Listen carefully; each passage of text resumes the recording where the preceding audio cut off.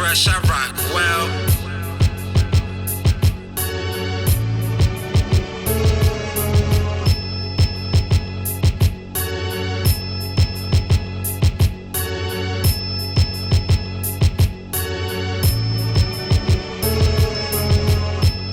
I want to talk about the therapeutic and socio-emotional applications of beat making. This is kind of my theory of how and why beat making is useful from a therapeutic and socio-emotional perspective. There are kind of three dimensions that I think about.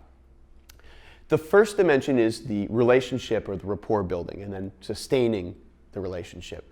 And the very first step, I think, which is really fantastic when you have gear like this and you're using this modality, is really just the rapid engagement that happens. It's very immediate. Like you can come up and hit it and you have automatic feedback. You have this sound, you're able to hit it, a pad that lights up, etc. So I've found across settings, whereas some youth might not relate to me, maybe based on the color of my skin, my socioeconomic class, or whatever it might be, the culture of hip hop can often facilitate that, and including using gear like this, also that lights up and you can make sounds, can really rapidly engage youth. And then once you are able to engage them, you can kind of foster this rapport for the therapeutic relationship or the teaching relationship.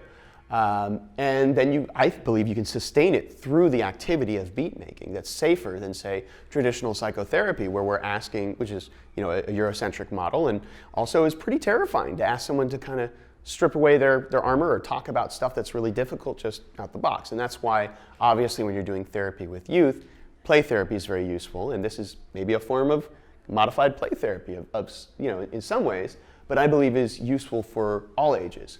So the relationship aspect or dimension, the expressive dimension, and so I think about the regulatory properties of music, especially repetitive beats and repetitive music, because using repetitive beats, often low frequency, and hip hop has a lot of bass, electronic music has a lot of bass, we can put people into trance-like or more relaxed states.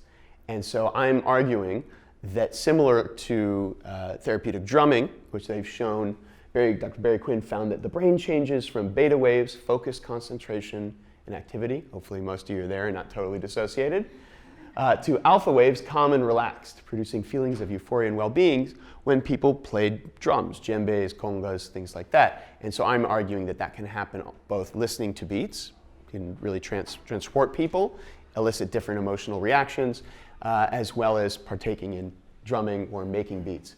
The third dimension is the self-esteem or self-efficacy, and so I'm arguing when you learn a skill set, it increases your self-esteem and also self-efficacy, the concept of I can go out and have an impact on the world. And often for disenfranchised youth and youth who are told that they don't have a lot of value, who are marginalized, it can be really nice to have your face on an album cover and have a tangible product and have a skill set.